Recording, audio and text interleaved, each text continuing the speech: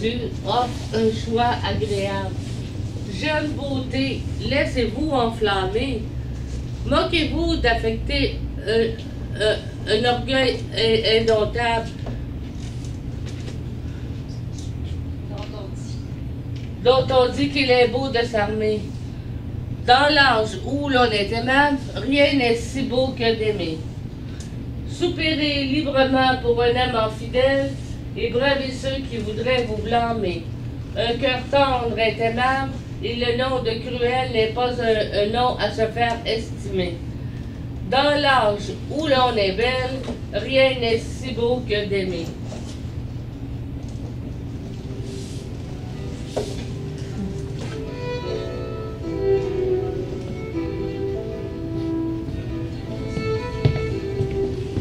Mesdames, messieurs, sires, jeunes gens, jeunes filles, bonjour, bonsoir, bienvenue au théâtre de l'Orange.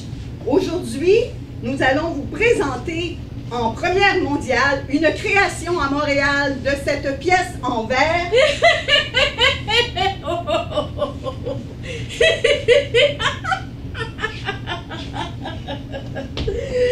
Avez-vous dit Molière? Je n'ai encore rien dit. Une chance, c'est pas des choses à dire. Et pourquoi? Ben Molière. Qui connaît Molière? Mais l'ami, tout le monde connaît le grand Molière. Sauf vous peut-être. Non, je veux dire, oui, Molière, mais des vers, c'est démodé. Mais le rire, la comédie ne se démode jamais. Si vous permettez, j'aimerais terminer ma présentation. Allez-y, allez-y. Faites-la votre présentation. C'est avec bonheur que nous vous présentons aujourd'hui Bélise et la Nouvelle-France, ou la suite des femmes savantes de Molière à la manière de... Molière a écrit une suite aux femmes savantes? Non, c'est inspiré de Molière, à la manière de... Oui, le bois gris. Pas eu le temps, mort trop jeune. C'est audacieux, n'est pas Molière qui veut. Encore une pièce pour ridiculiser la femme, je suppose. Je le connais, moi, Molière. Après les précieuses ridicules, les femmes savantes, et là, la suite, Bélise en Nouvelle-France. Mais c'est l'époque. Si c'est pas honteux, ce discours machiste pour dénigrer la femme, ses ambitions pour la retourner à ses chaudrons. Aujourd'hui, on peut en rire, c'est à la manière de Molière. C'est qui l'auteur? Un gars d'ailleurs? Non, un gars d'ici. C'est quoi son nom? Sosa, Jean-Louis Sosa, et la pièce Bélise et la Nouvelle-France. Sauce, à quoi? Sauce à l'orange comme le canard! Mauvais jeu de mots, fiente de l'esprit. C'est un auteur connu? Non, c'est sa première pièce jouée, une première mondiale. Ça promet. Est-ce qu'on y parle d'amour, d'abandon, de soumission, de domination, d'extorsion, d'émancipation? Mais tout à fait, et plus encore. Et la compagnie, les comédiens, des professionnels sans doute? Non, des amateurs, des gens à la retraite. Le théâtre de l'Orange. Ben voyons, non. Une pièce en verre d'un auteur inconnu, jouée par des amateurs du 3e âge. Une camomille avec ça, peut-être? Mais aux âmes bien nées, la valeur n'attend pas le nombre des années, vous savez. Moi, je dis que des amateurs ne peuvent pas jouer Molière, encore moins le texte d'un imitateur. Moi, je vous dis que c'est possible. Moi, je dis que non. Je vous dis que si. Que non. Que si. Que non. Que si. Que non. Suffit! Monsieur, vous me mettez au défi? Monsieur, je vous lance un défi. Ramassez-moi ce gant, j'en serai la garante. De vous deux, je retiens les opinions, les mots. Je vous punirai si la pièce est ennuyante ou vous comblerez d'éloges et de cadeaux. Quant à vous, recevrez soufflet, coup de bâton, si ce théâtre de l'Orange avait raison. De bonne grâce, nous nous plions au jeu du public et à son verdict. Que l'auteur en soit Sosa, Shakespeare ou Molière, la pièce se doit de nous instruire et de nous plaire. Marché conclu, j'ai mon dû. mais j'implore l'indulgence du public. Tapola en scène.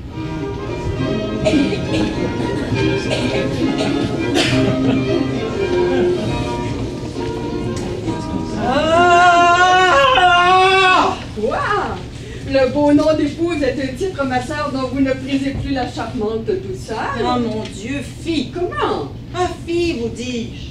Un homme, ma sœur, a dans son cœur, quand vous faites la somme des maudits, des serments, des vœux et des désirs, bien peu de sentiments et beaucoup de désirs.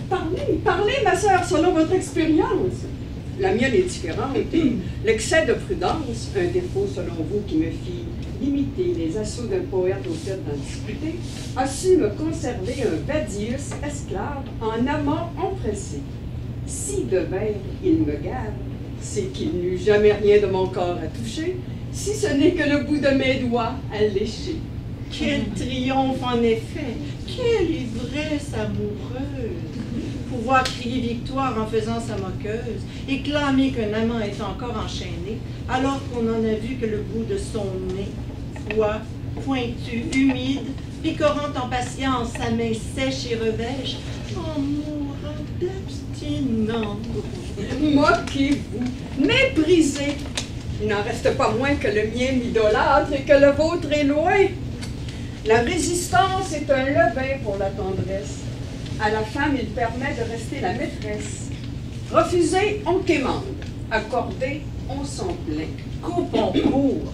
Je ne veux plus jamais qu'on me serve un discours que j'ai trop entendu, c'est assez. Plus de verbes, plus d'adverbes choisis, plus de phrases superbes.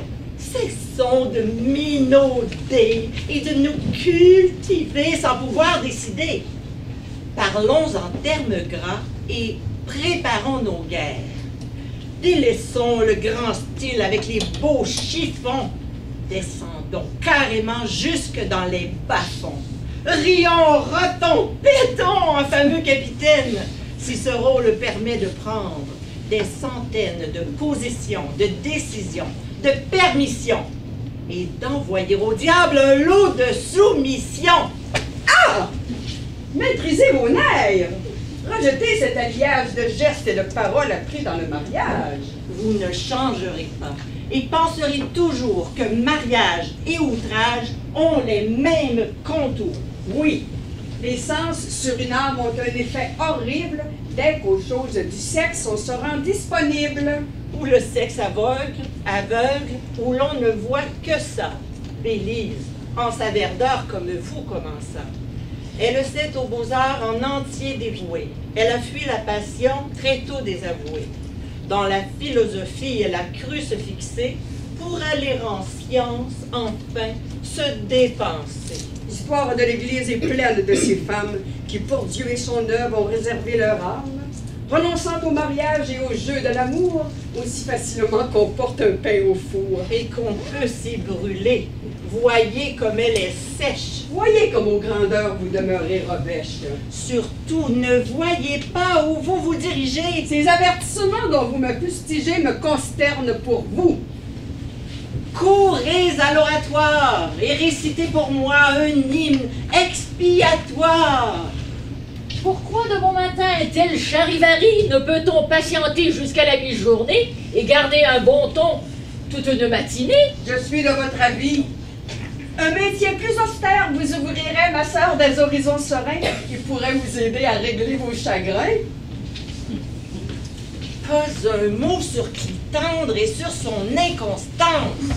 Sur tout ce que j'ai dit, gardez la confidence. Vous avez des chagrins, ma fille. Et pourrait-on savoir ce qui les cause? Ce fardeau qui est vôtre, pourrais-je vous aider à le mieux supporter? À vous confier à moi, comment vous exhorter? Pour épouser Clitandre, elle a fait pieds et mains, rejetant vos conseils, vos précieux examens qui l'orientaient plutôt vers un autre mariage. Elle le délaisse à tout pour suivre son mirage. C'est une vieille histoire à n'y plus revenir.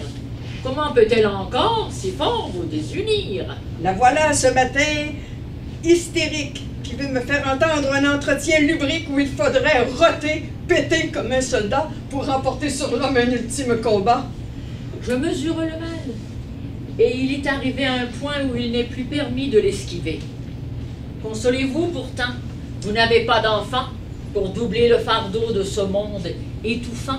Ah, mon cœur est brisé, que je suis malheureuse. Nous sommes au chapitre touchant de la pleureuse.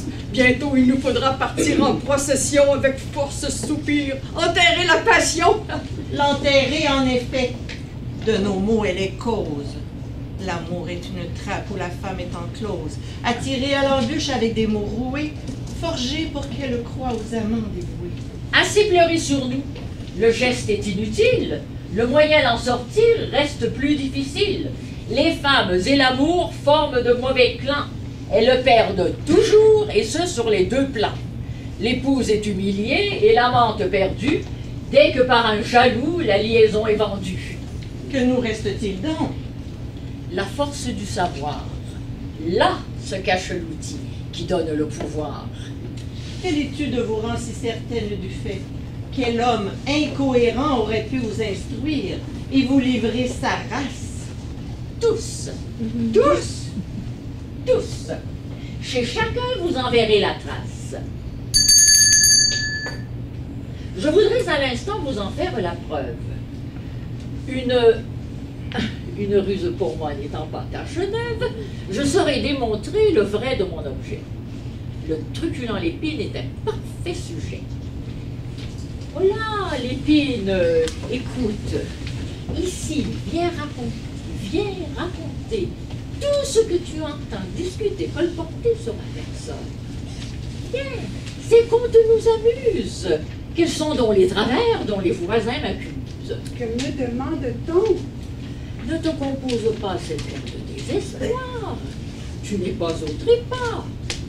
Nous voulons simplement entendre de ta bouche ce que tu as surpris d'un propos qui me touche. C'est pas vrai, c'est pas moi. Quelqu'un vous a menti. Ou malgré moi, c'est sûr, ce propos m'est sorti.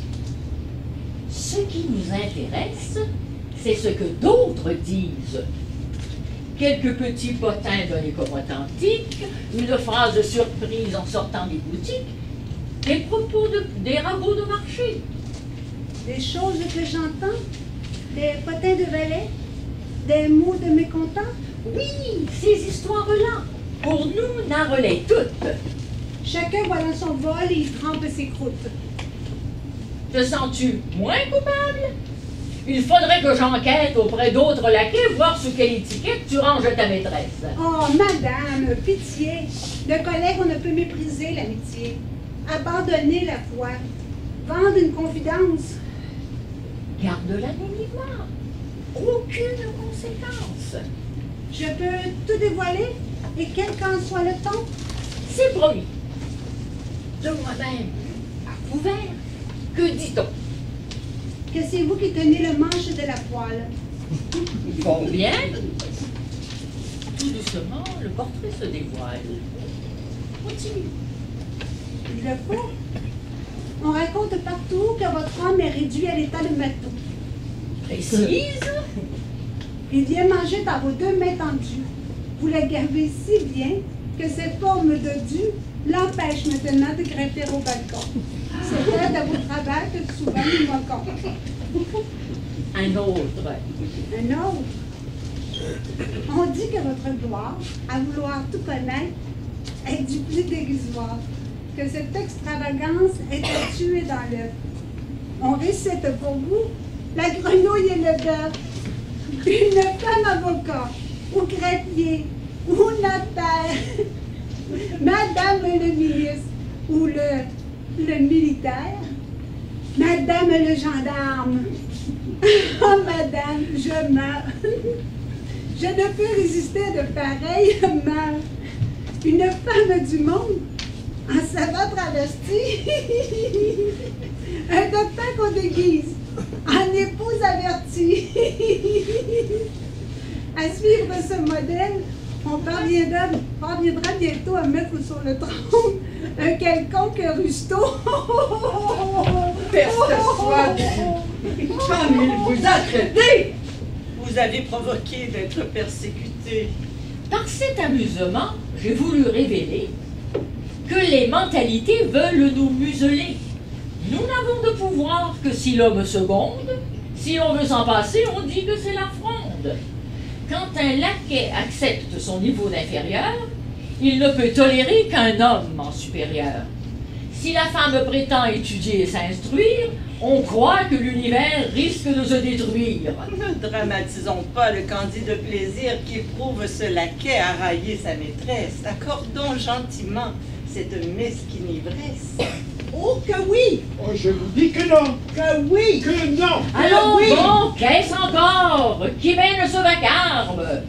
Et moi, je le répète, elles sont un vrai charme. Pareil entêtement se peut-il supporter? À changer ma coiffure et prétend m'exhorter. Vous ne sortirez pas de la sorte emplumée! Vos avis sur mes goûts s'envolent le temps fumé. Car j'en lance la mode à partir d'aujourd'hui et sur des gens de goût, je m'en viens prendre appui. Quelle est votre opinion, comité de prestige? Trouvez-vous élégant ce bouquet de remise? Fixez-le joliment au sommet d'un licou, que l'on puisse aisément vous mener à l'asile. Ôtez ce volatile! Sachez que mon oiseau se nomme Poule d'Inde et qu'il vient d'Amérique. On pavane, on se gaine. Et pour mettre du prix à ce qui est pouilleux, on paye à son plumage un détour périlleux. L'Inde par l'Amérique. On n'est pas économe. Ce transport vous a fait multiplier la somme. Votre géographie est du plus bas niveau. On donne le nom d'Inde à ce monde nouveau qu'un colon découvrit, pensant toucher les rives de l'Inde. Cette histoire est restée aux archives. En effet, les habitants se nommeront Indiens, la poule sera d'Inde, et par les historiens, le fait est accepté. Vous jouez les puristes. Vous opérez nos mots pour ôter des kystes. Et vous cherchez la puce à nos conjugaisons. Cessez de harceler. Tout vous est un conflit. Son savoir et ses goûts. Cherchez-vous un conflit. Je puis la remplacer. Un mot de la sorte se tolère, c'est un. J'interdis qu'elle sorte. Aux voisins, on ne peut la laisser se montrer. On ignore de qui je tiens cet ornement, ni comment je l'acquis. D'un marchand connaissant vos fréquentes folies, qui vous guettait un soir au sortir de Complis. Vous vous trompez sur l'homme, aussi sur le moment. Mais ce fut à l'église. Écoutez bien comment. Voilà quelques instants, au sortir de matine, je vis un étranger qui marchait sans bottine et couvert d'une peau. Son visage était plein, mais son air était noble. Je lui offris du pain, pensant qu'il était pauvre. Il m'offrit quelques plumes, mais refusa mon don. Ce genre de coutume fut documenté par un bon religieux qui connaissait notre vie. Il s'agit d'un monsieur important pour les siens, un chef ou un monarque. Étant individu qui sait mener sa barque, je sus tirer profit de cet heureux hasard. Je relançai le roi, l'invité sans retard. L'interprète intervint, la chose fut conclue. Il arrive tantôt. Ah, que je suis ému! Peste soit de la folle! Va du pied! Chez nous! Un monarque d'Indien qui s'accueille à genoux. Et si l'on me voit parer avec ce beau plumage, c'est pour l'en remercier et pour lui rendre hommage. Vous m'obligeriez tous d'en faire votre atour et de me seconder pour lui faire une cour. Me déguiser en poule et jouer les hôtesses, environné de vous, qui ferait les princesses? Courtiser un sauvage? Oh, l'esprit villageois! Sauvage et roi. C'est bien assez pour un bourgeois qui a besoin de renforcer ses connaissances. Vous y serez. Mais je... Non, pas de doléance. Votre sœur nous a su combiner cet honneur. Elle y tient fortement. Faisons-lui ce bonheur.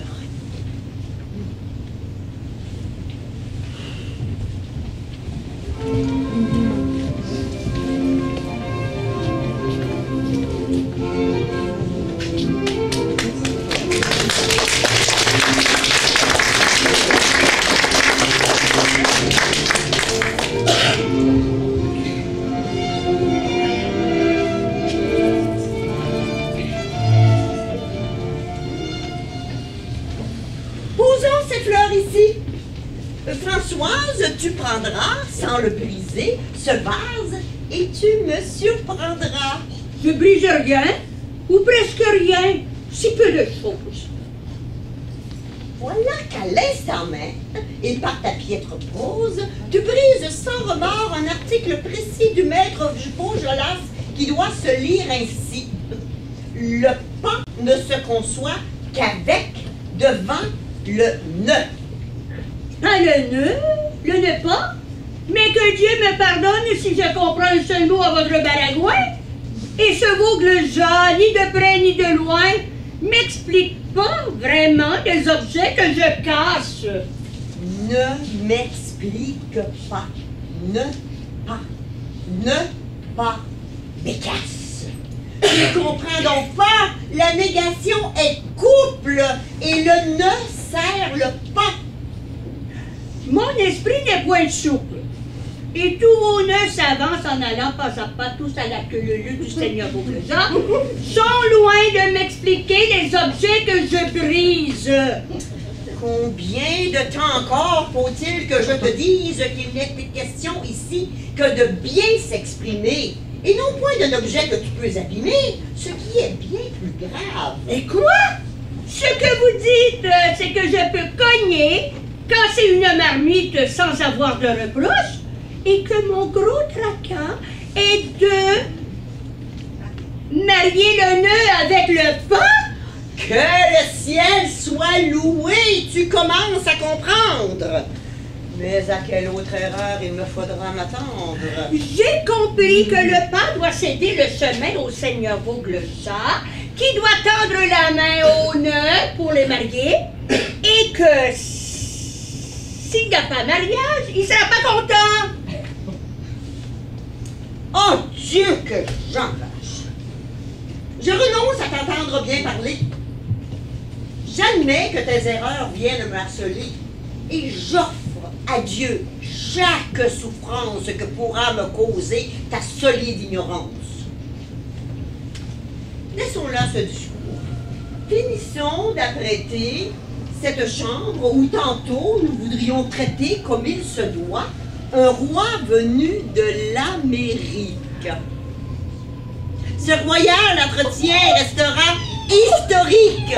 Un roi de l'Amérique? Allons, pourquoi ces pleurs? Ne t'ai-je pas promis sur le point des erreurs de ne plus te reprendre et qu'au salut des âmes? Mon chagrin ne vient pas de vous et de vos blâmes. Il me vient de François, mon cousin, qui est parti en Canada chercher un plus juste parti pour ses dons en commerce. On l'attend depuis bientôt 5 ans. Et tant de caravelles nous ont donné l'espoir d'une lettre ou d'un mot. Aucun renseignement, ni mousse ou matelot qu'il l'aurait rencontré. Voilà pourquoi je pleure. Il faut garder espoir. C'est Dieu qui fixe l'heure et nous n'y pouvons rien. D'autre part, ton cousin, s'il prouva son courage en quittant son vexin, a dû bien se défendre en cette ère lointaine. Allons, sèche tes pleurs et surmonte ta peine. Je gage qu'il survit quelque part dans les bois. Au pire, il est caché, poursuivi aux abois. Peut-être ton cousin n'a jamais vu d'Indien, et l'on m'a soutenu que sous ces méridiens, il est très malaisé de rencontrer ces hommes dont les vastes forêts sont des plus économes. Oui, peut-être. Prudent, ton cousin vit en ville, au chaud dans une auberge à l'allure civile. Des dangers supposés. On a déjà que faire de ceux qu'il faut souffrir. Retourne à ton affaire, sans oublier de l'eau pour abreuver les fleurs.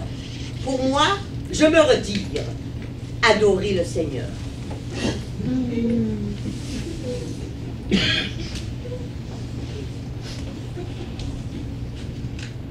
Au loin, il est parti, mon frère en Amérique.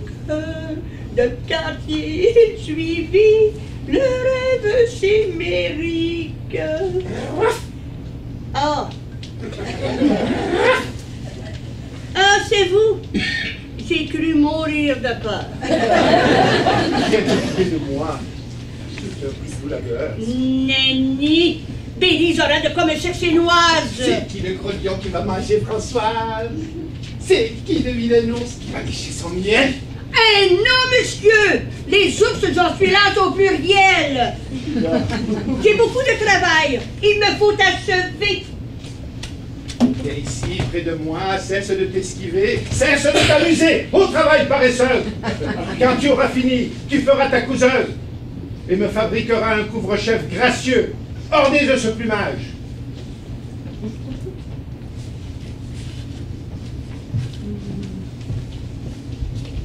Il fera des envieux.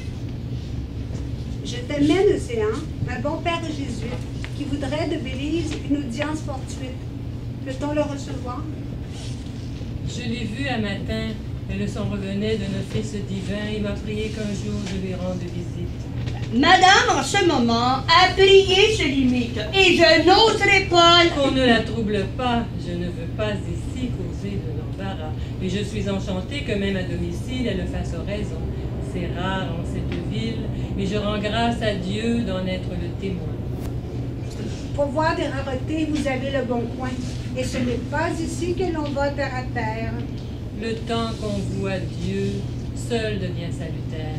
Chaque instant calculé compte pour un trésor amassé dans le ciel.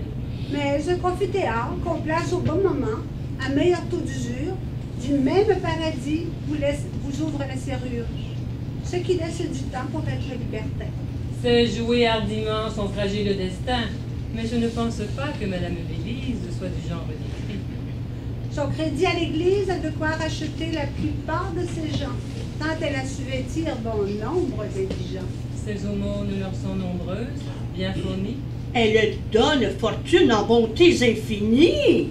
Fort bien. Pas d'argent dépensé pour des mets dispendieux? Un croupion de volaille pour elle est copieux. C'est très bien. Pas pour nous qui partageons sa table. Souvent, nous aimerions un ragoût respectable. Quel est son équipage et combien de chevaux? Elle prêche partout des principes nouveaux, qui prônent l'exercice et la marche forcée. C'est la cavalerie aisément financée. Mais je vois la marcheuse. À vous de confesser le prix des beaux secours qu'elle ira dispenser. Mon père! Quel bonheur de vous voir en mon gîte! Je viens complimenter vos actes charitables qui sont pour le salut des gages confortables. Je n'ai fait que suivre la voie où me guidait l'enseignement du Christ. C'est lui qui décidait. Le suivrez-vous toujours, quelle que soit la route? Il n'est rien que pour lui ma ferveur ne redoute. Louange à toi, Seigneur, qui mis si grande foi au cœur de ta servante, et que ce soit à moi que tu voulus confier le bonheur de l'instruire du chemin difficile où je dois la conduire. Mon cœur est angoissé par votre avant-propos. Sur quel chemin aller sans prendre de repos? Le Christ nous a instruits dans une parabole qu'il ne suffisait pas de donner une obole pour devenir un saint. Il faut aller plus loin. À progresser encore, il faut mettre du soin. Le Christ vous le demande. En ce jeune homme riche qui se disait parfait, il trouva terre en friche. Il n'était qu'à moitié de l'espace à franchir. À donner sa fortune, il voulut le fléchir. Mais l'homme recula devant le sacrifice et la douleur dans l'âme. Il délaissa la lice. Quelle triste défaite! Arrêter si près du but, se désister juste au dernier progrès et perdre tant d'efforts. Ayez plus d'assurance, je vous assisterai. Nous aurons plus d'aisance à gravir le chemin si nous allons à deux. Avec vous, le trajet sera moins hasardeux. Soyez mon éclaireur et guidez mon allure. Soyez mon capitaine et hissons la voilure. Soyez mon phare illuminant l'écueil. Mon cœur se réjouit de constater l'accueil que vous venez de faire à ce que Dieu propose. Avez-vous bien compris tout ce dont se compose un pareil abandon? Qu'en dira le mari? D'un tel embarras, je me mis à l'abri. Je n'en ai jamais eu. Vous dépendez d'un frère ou de quelques parents? En mourant, notre mère nous légua sa fortune en nous la séparant en 3 également. Le pécule était grand. Loué soit Jésus-Christ pour la grande sagesse qu'il mit à préparer votre sainte largesse. Je reste sa servante et vous demanderez de trouver l'organisme où je déposerai le don que je veux faire. Ah, je ne puis, madame. Je ne suis que le guide envoyé pour votre âme et n'ai point de talent pour les questions d'argent. Pour cette œuvre d'amour qui sera mon talent, qui sera mon argent. Si Dieu m'a su trouver, pour vous donner l'idée, il enverra la main dont vous serez guidé. Il saura vous donner un signe évocateur pour vous guider. Priez. Comment le reconnaître? Ces signes sont formels, ils n'auront qu'à paraître. Adieu, je vous bénis. Invoquez Dieu pour moi. Ma vie, ô mon Seigneur, fut un brasier de foi. J'ai repoussé très tôt les quêtes masculines prétendant m'asservir à tes amours divines. Envoie à ta servante un signe pour lui dire à qui faire ce don. Quelle détresse élire, quel malheur soulager. Je vois le désespoir de tant d'infortunés qu'il est de mon devoir de leur offrir mon bien. Et je me tiendrai prête quand je verrai ton geste à braver la tempête. Ton bras me soutiendra! Au chapeau, au voleur! Aurais-tu dérobé quelque objet de valeur pour vouloir te cacher jusque dans les latrines? Je sortais acheter pour fournir les cuisines quand je surpris ce gueux. L'horreur! Maraud! Coquet! Brigand! Mais arrête, idiot! C'est toi le faquin! Sais-tu quel est cet homme et quel rang il occupe? Pour y voir autre chose, il faudrait être dupe. Je vois un maraudeur et de la tête aux pieds. Au mieux, un indigent attirant la pitié.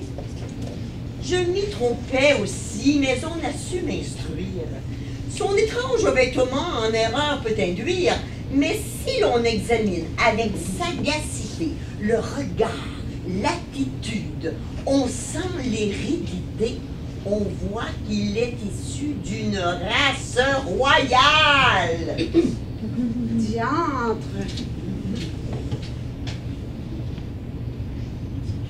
Au fond de son œil, nettement se signale, sous une même docile, un regard souverain. Sous ses plumes se cache un aigle au bec d'airain. Majesté. Majesté, soyez la bienvenue.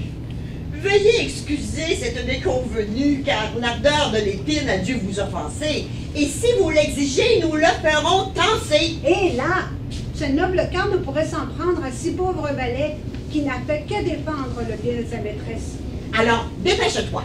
Va chercher notre monde et prie bien que le roi ne languit de sa cour. Que tous mettent leurs plumes. Vous devez questionner nos étranges coutumes. Mon nagué, mon gné-gné! Mon nagué, mon gné-gné! Vous dites à quel point vous êtes indigné. Veuillez lui pardonner. Les gens, surtout en France, ignorent tout de vous. De là l'irrévérence. Mon nagué, mon gné-gné! Pourquoi nous condamner sur l'affront d'un valet et nous abandonner sans qu'il nous soit permis de vous rendre un hommage? Et j'en garde l'espoir d'effacer cet outrage. Mon nagué, mon gné-gné! Sire, c'est un grand jour pour notre maisonnée. Si humble qu'il soit, elle est illuminée par le rayonnement de votre majesté. Et ce jour est pour nous honneur incontesté.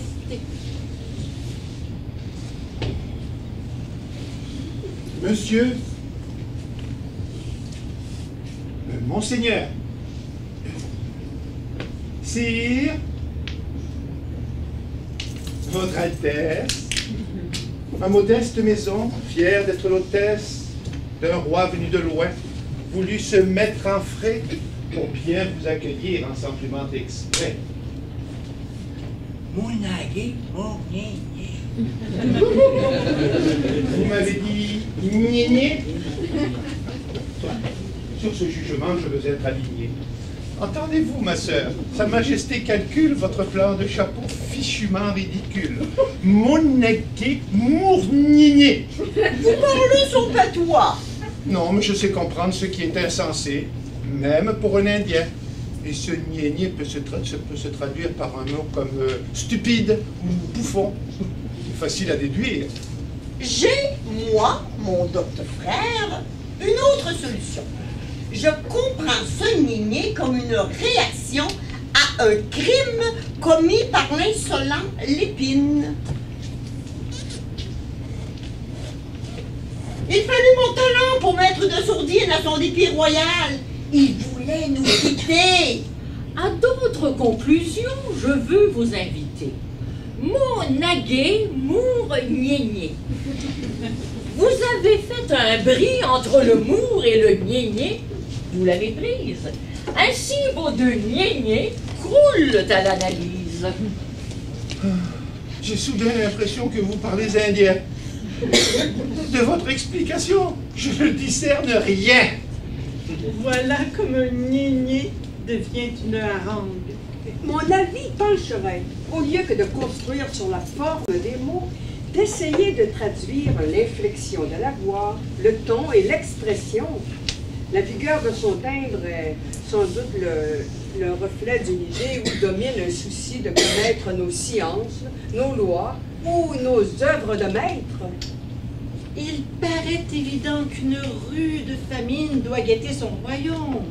Envoyons un message en employant le mime ou le jeu de nos mains. Essayons.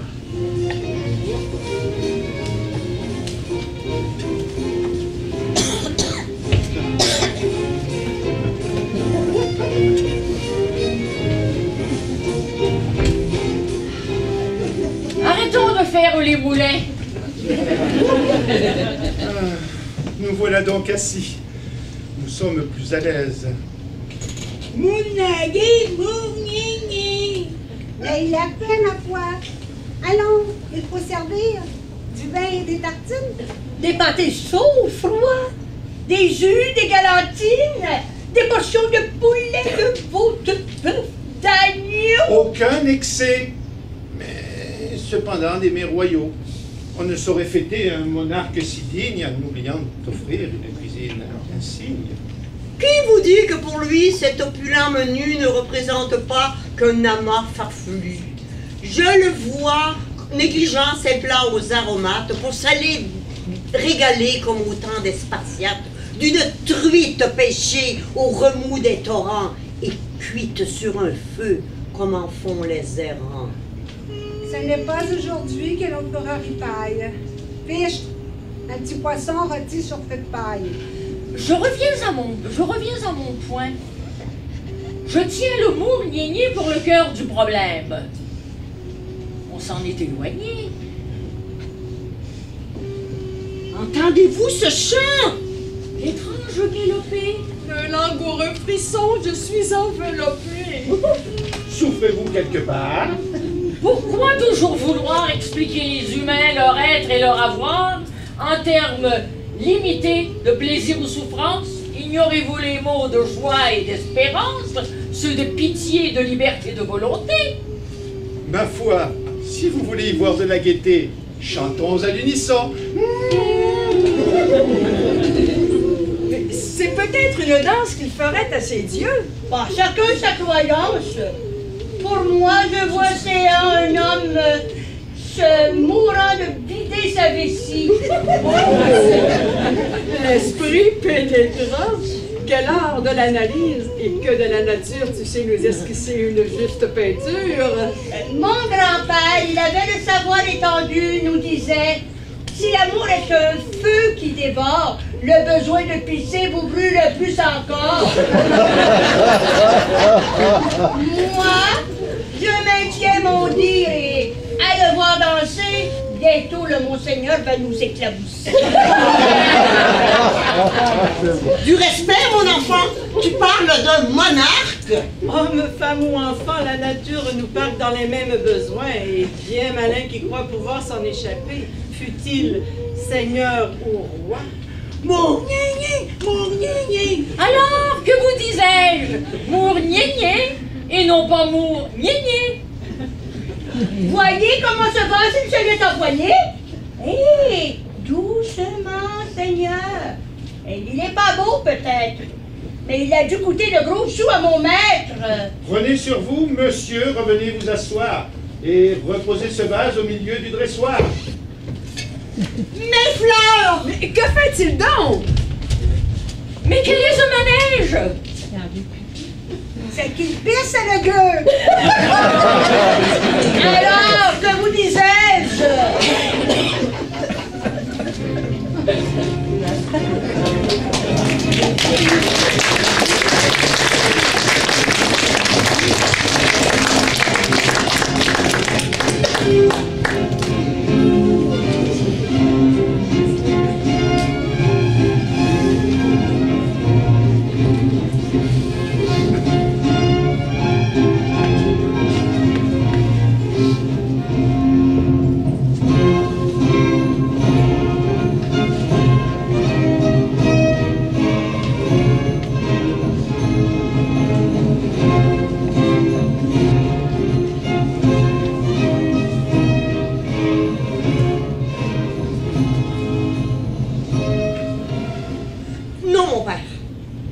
J'avoue être dans un état de révolte et d'horreur après cet attentat.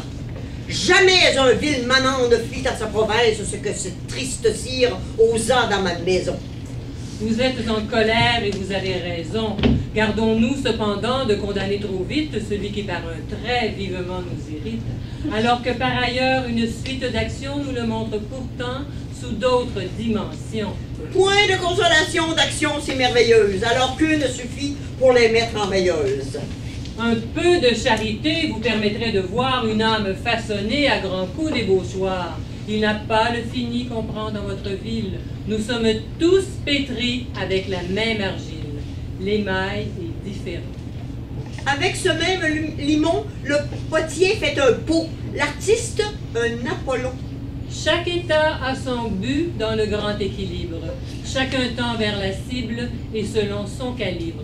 Il faut analyser ce que sont les moyens. Il faut analyser ce que sont les moyens et ne pas apprécier les chats comme les chiens. Oui, je sais que les chiens ont la patte facile. Dieu vous avait choisi et vous voulait docile, mais au lieu de cela, vous refusez de voir les preuves qu'il vous donne, afin de percevoir quelle est votre vaillance à le suivre au calvaire. Je ne vois pas comment, dans un même inventaire, on peut associer Dieu, cet acte, et mon salut. Que de la charité votre cœur est exclu, jusqu'à quel échelon votre âme est pharisienne. Vous pouvez de nos jours, avec facilité, obéir à ses lois et suivre ses préceptes dans le flot rassurant que forment ses adeptes. Mais au temps de Pilate, auriez-vous démêlé Mais au temps de Pilate, auriez-vous démêlé l'enseignement nouveau qu'il venait révéler? Auriez-vous reconnu l'aube du christianisme dans ce troupeau puant le poisson qu'il pêchait? Auriez-vous reconnu l'apôtre qui prêchait avec un fort accent dans un humble langage et n'ayant sur les reins qu'un poussiéreux lainage? Votre mentalité de scribe vaniteux ne vous aurait pas mise avec ses loqueteux. Votre sermon est dur et me fait un portrait qui du sein des chrétiens violemment me soustrait. Seigneur, si c'est possible, éloigne de ma vue ce calice qu'ici ton prêtre m'attribue. Que ta volonté s'impose à ma rancœur. Soit, mon Père, je veux l'emporter sur mon cœur, et je m'oblige à voir dans cette personne un être façonné d'une terre aussi bonne que la mienne. Approchez. Venez. Je vous bénis. Mais selon votre mot, c'est un autre vernis qui décore ma glaise et fait la différence. Je ne chicane pas votre prépondérance, mieux, je la reconnais comme un de vos trésors, avec votre savoir et vos dons de mentor, avec la religion que montrent vos offrandes. C'est à sauver ce tout que vos mérites demandent. Vous qui possédez tant, soyez le bon semeur, donnez à pleine main et soyez sanctifiés. Jamais mes défaillances, et j'en suis mortifié. Mon père, indiquez-moi des œuvres de salut. Donner mon opinion resterait superflu alors que le Seigneur s'est déjà fait entendre. Dieu m'aurait indiqué le chemin qu'il faut prendre. Quand? Où? Par quelle bouche? À ce moment précis où votre âme égarée allait au raccourci de la préciosité, pendant que l'étiquette occupait votre esprit au point que la trompette du jugement dernier n'aurait pu vous sortir de l'horrible dégoût qui vous faisait frémir. Au moment où l'Inde tient. Pendant cette minute et par l'acte lui-même.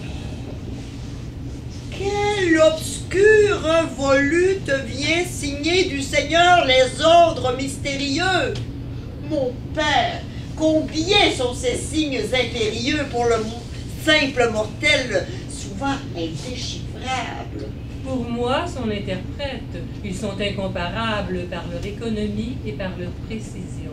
L'acte vous offensa par la sombre vision du peu d'éducation dont disposait notre homme, bien que chez les Indiens, ces princes, qu'on le nomme. Mon orgueil était fou d'attendre de grands traits zébrant le firmament pour livrer les secrets du plan de l'Éternel. Me voilà plus modeste. Modeste? L'important, c'est qu'un somptueux geste vienne couronner un effort sanctifiant et permette aux missions un travail édifiant. Et vous verrez, mon père, où peut aller l'ampleur de ma reconnaissance. Ah, ma fille. Ah, mon père. Vite, concrétisons. Il faut que j'en réfère à mes frères qui sont mes associés légaux. Ah. Philomètre a sur les biens conjugaux une entière maîtrise. Il faut dire qu'Ariste, mon frère le second, est assez rigoriste et pourrait... Philomètre avec moi, je ne vois aucune opposition. Philomètre. Un terrain où l'on peut facilement cultiver de l'entraide et que la place d'Ève à tout moment obsède. Je m'en vais rendre visite à notre cher Ariste. L'épine m'accompagne et toi, tu rangeras le désordre que fit un certain Mardi Gras qui me cause à présent une indicible joie.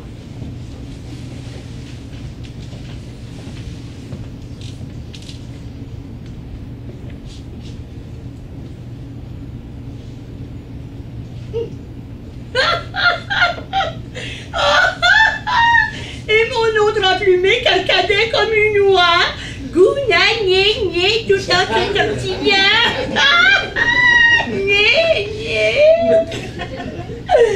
Et mon pauvre danseur qui nous a trépigné une alerte gavotte. Et ces dames déçues de voir anéantir des opinions conçues sur un si grand savoir. Tout n'est pas fait d'esprit.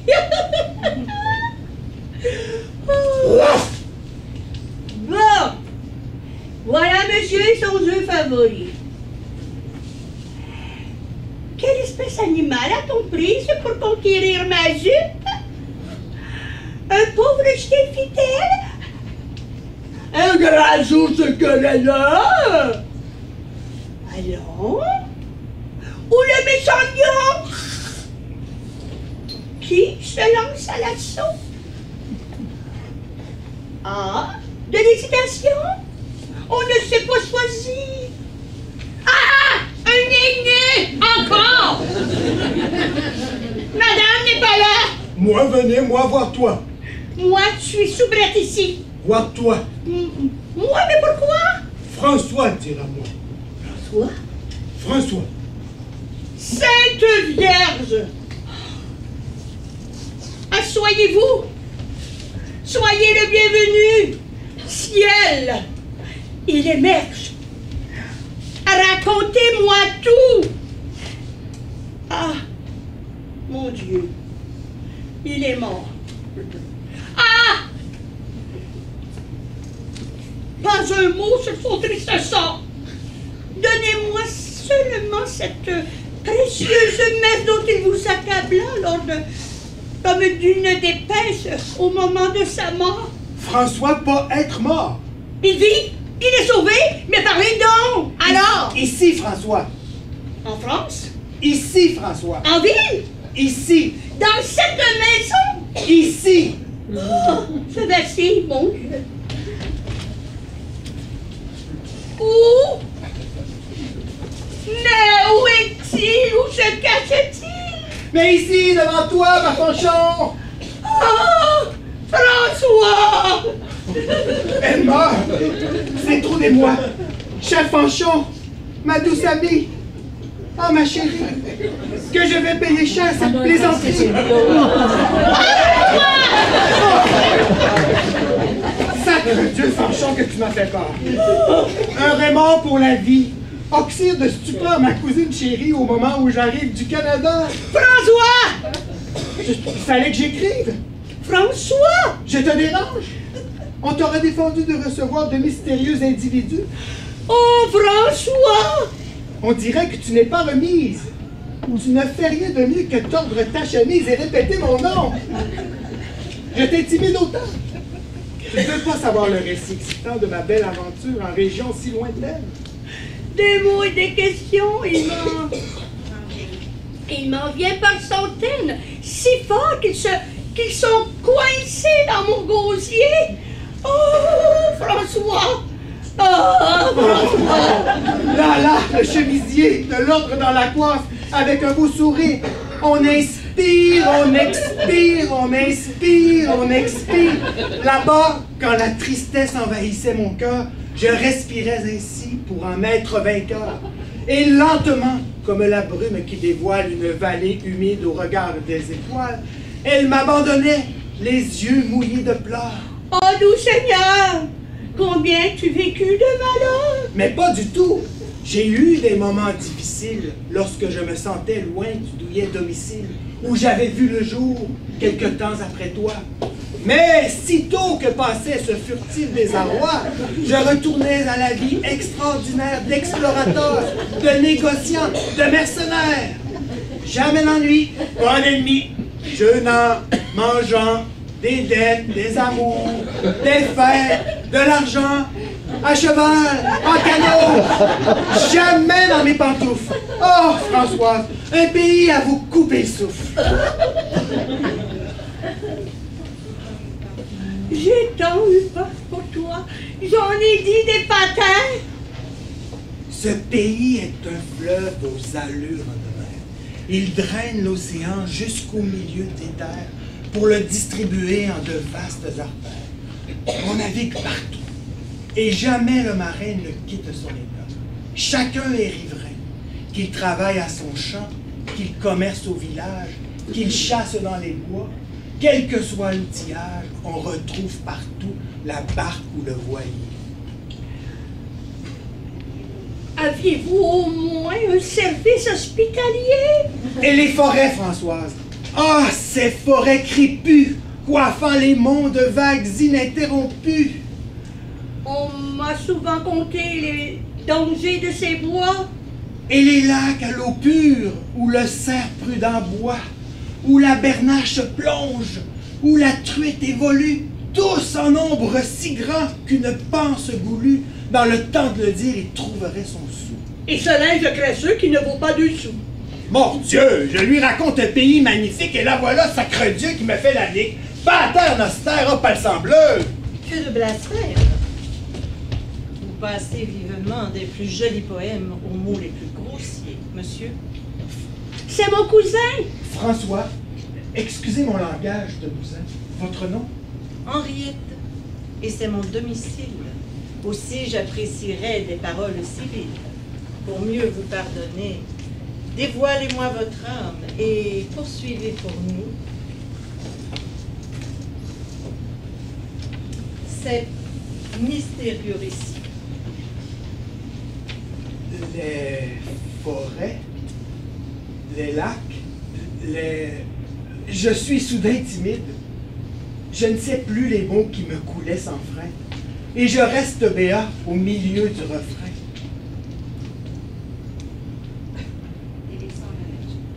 Délaissons la nature et les fastes verdeurs et la navigation sur eau douce au saumâtre pour nous intéresser aux coutumes des gens.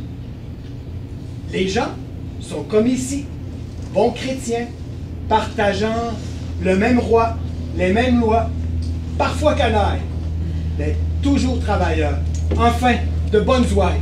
Et vous? Oh, lui, un bon chrétien et travailleur.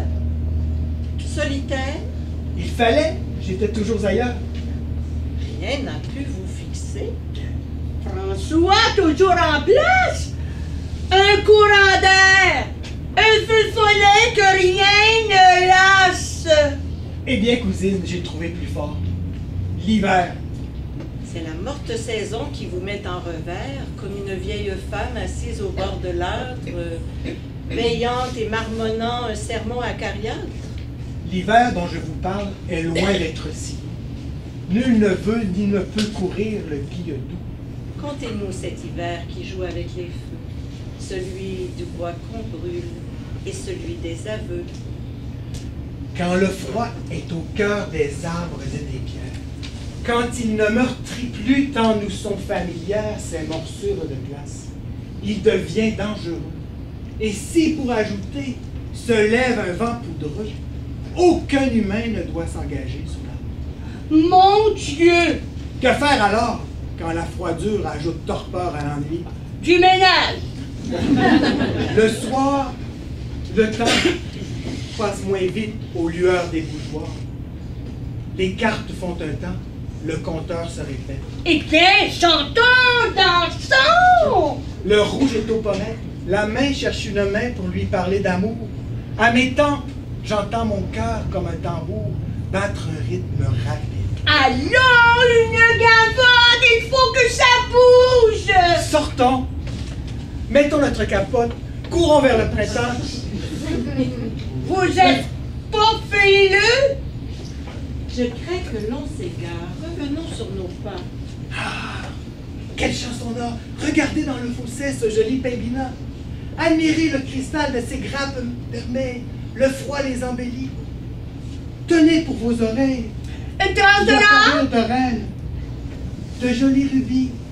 Un morceau de baby? Entrons, car je frissonne. Prenez-moi par la taille, courons vers le printemps et quittons cette grisaille. Aïe, aïe, aïe! Oh, tout doux, un vertige me prend. Voyez toutes ces fleurs qui poussent par myriades. À la belle saison, ce sont des asclépiades. François, Il se fait peur! Allons voir le soleil se coucher sur le fleuve et poudrer de vermeil le rivage ensablé. Couchons-nous sur la rive et attendons patiemment que la noirceur décrive des contes mystérieux, Attention à l'humidité! des histoires d'amour ou d'amitié. je ne suis pas à l'aise et j'ai peur dans le noir. Regardez dans le ciel. Je me couche! Bonsoir! Il semble que sur nous, il tombe des étoiles. Une pluie. Elles font dans le ciel comme un sublime voile, nous environner, Nous protéger. nous cacher. Elles passent si près que je peux les toucher. Elles font dans le ciel des sautes, des cabrioles. On les croirait en vie. Oui, ce sont des lucioles.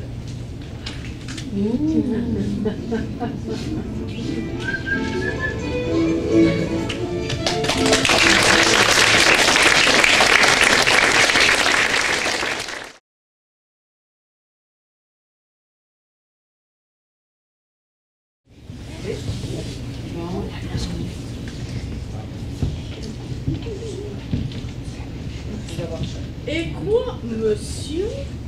Sous ça, pour vous servir Molière. Sans ça donc, vous avez détourné Théamène et famille au profit d'une nouvelle comédie. Un important défi. Un gros défi, bien sûr, mais tellement de joie de reprendre à mon compte et par une autre voie, de guider ces gens-là vers des émois nouveaux. Bélise est ma meilleure, et son bouillant cerveau pourrait nous entraîner dans moultes aventures que ce cœur généreux pour nous caricature. Voilà bien de Molière. Urine et lavement. Pour ces sujets profonds, messieurs, mes compliments. Il y a du Bélise en vous, chère comtesse, et vos regards ne vont pas plus loin que les fesses. Si le grand roi Soleil a ri de cette boutade, c'est qu'il a su percer le secret du malade. Et le danger n'est pas ce que chacun croit, ce n'est pas sa folie à supporter la croix, mais le charlatan que bêtement elle adule. Je vois que vous prenez ce masculin parti, où Poquelin, ici, c'est à bien établi, et pour lui faire écho, vous malmenez la femme en lui faisant chanter cette fameuse gamme de la préciosité du prétendu savoir et... Tout beau, la comtesse, et c'est le mon devoir de bien vous expliquer le but de ma démarche, que manquer n'est pas le chemin où je marche.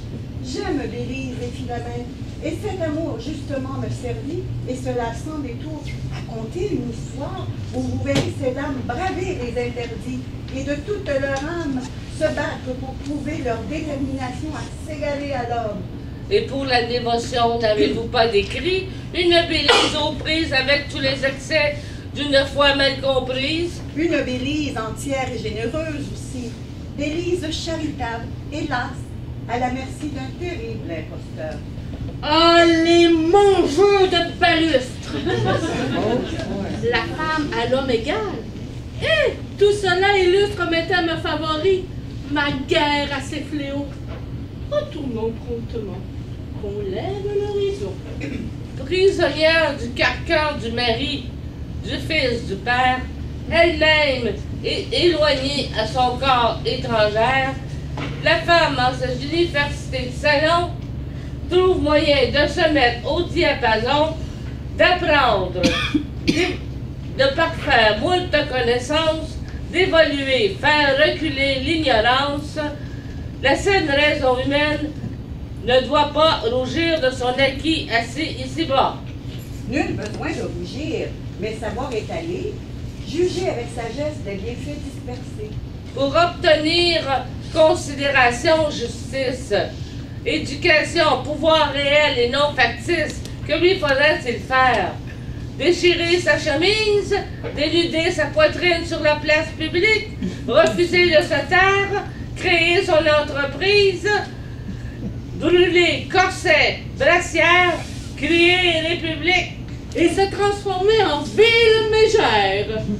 Est-il nécessaire d'aller aussi loin? Point du tout, si vous m'en croyez. Allons-y voir. Venez dans ma loge, chère comtesse, nous allons mieux y voir. Tout doux, Molière.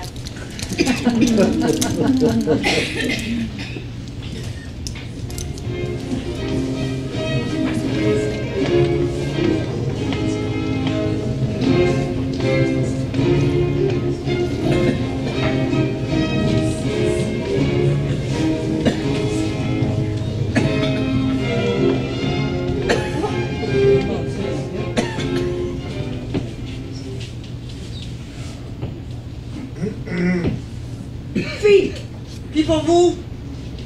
Quand vous étiez enfant, déjà vous vous boudiez. Vous vous ébouriffant comme deux coquigneux, vous partez en chicane. Et souvent, au milieu, voulant vous mettre en panne, je ramassais les coups. J'ai bien peur qu'aujourd'hui, je fasse encore les frais de vos nouveaux ennuis. Vous vous mettez bien vite à part de la dispute. D'un gros montant aussi, le projet vous ampute. Car la somme perdue est à se partager.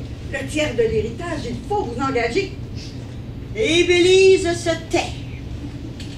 mieux elle aurait la grâce de remercier très poliment ces deux voraces de lui donner 2 ou 3 sous pour ses mendiants.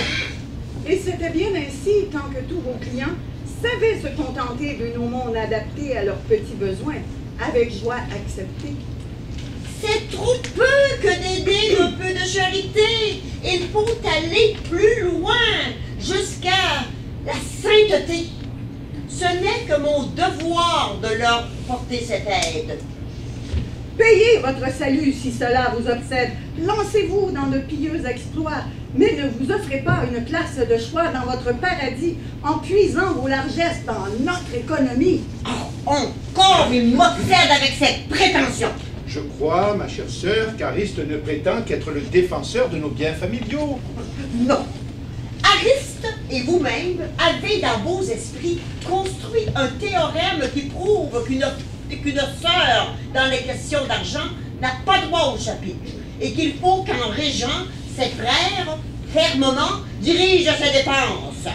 Comment je prétendrai jouer dans vos finances, alors que Philomène administre mes biens, les vôtres et les siens, avec plus de moyens qu'un ministre du roi? Et c'est cette mollesse qui fait de votre épouse une habile diablesse. Je vous l'ai dit 100 fois. Vous qui faites l'outré, qui donc vous administre? Philomène, oui, oui. Mais vous feignez de croire que c'est entre mes mains qu'est votre possessoire. Philomène administre et je lui dis merci du soin de son travail et du gain réussi. Mais l'heure est venue d'user de ma partie. Et c'est entre les Indiens qu'elle sera lotie. Je n'en démordrai pas. Fort bien, c'est décidé. S'il vous plaît de voir votre bien dilapidé et votre âme sauvée, allez, ma sœur. La folle, le fou, le tiers de notre pécule s'envole. Il se donne le baiser de paix. Amen. Je devrais regarder, me frotter l'abdomen et ne rien essayer pour empêcher la chose. Voilà notre Colbert qui sut en virtuose régir notre héritage. Enfin, vous voilà. Observez bien, messieurs, la sagesse qu'elle a, son impartialité. Sa perfide influence. J'ai grand besoin, ma sœur, de votre compétence pour régler entre nous un litige où nous mit une mesquine affaire. Il faut un compromis. Il faut qu'elle y renonce. Attendez que j'explique le sujet du conflit. Un goût apostolique m'a fait prendre un chemin où Dieu veut que je sois. Je fus mise au courant. Je sais par quelle voie. Ce coup bas vous honore et vous caractérise. Bélise, calmez-vous. Vos frères n'ont rien dit. Croyez-vous qu'on peut alléger le crédit d'une maison de façon considérable sans qu'aussitôt chacun pense être vulnérable? L'épine se voyait jetée sur le pavé. Françoise qu'il prévint récitait des ave. Même Armande à présent qui craint qu'on ne la dote, et chacun de pester après cette calotte qui vous mit à l'esprit ce don extravagant. Cela ne dut pas être un labeur fatigant. Notre sœur a l'esprit qui s'enflamme si vite que le moindre brandon donne un feu qui crépite. J'en connais un second qui s'enflamme autant quand on touche à sa rente. Est-ce en vous insultant que vous aurez la solution? Les invectives ne conduisent qu'à des positions négatives. Calmons-nous. Soit, pour l'instant, tempérons. De la maturité. Discutons sans remous. Pour cerner le problème, il faut qu'on le divise en 4 points précis. Le vouloir de Bélise. Son délire, plutôt. Le partage des biens. Mais ce n'est pas en 2. Le devoir des chrétiens. Avec 2 ou 3 sous. Et le cas du jésuite. Pourquoi se questionner sur ce bon religieux? Pourquoi ne pas traiter tous ces points litigieux d'une égale façon? Mais quel est le litige, sinon l'argent et son retrait qui vous afflige?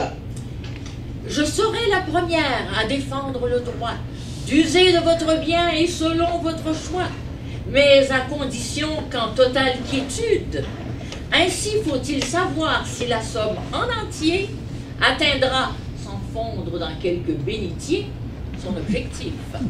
Vous douteriez. Je me questionne. Assurément, mes sœurs, ce doute nous passionne. C'est exquis de vouloir subtilement fouiller. Comment on volerait qui veut nous dépouiller? C'est le couronnement de vos longues études? Reprenez-vous, mon frère, et changez d'attitude. Si vous ne cessez pas d'être aussi provocant, vous pousserez ma femme à soutenir le cas adverse. Et pour l'instant... Monsieur le charitable, qui pour mieux secourir nous rendra misérables. Ah, mon père! Oh, ma sœur! Et mon frère, Ah, monsieur! Notre projet va mal. cessez d'être grogneux. Veux-tu bien me lâcher? Les trois me font la guerre.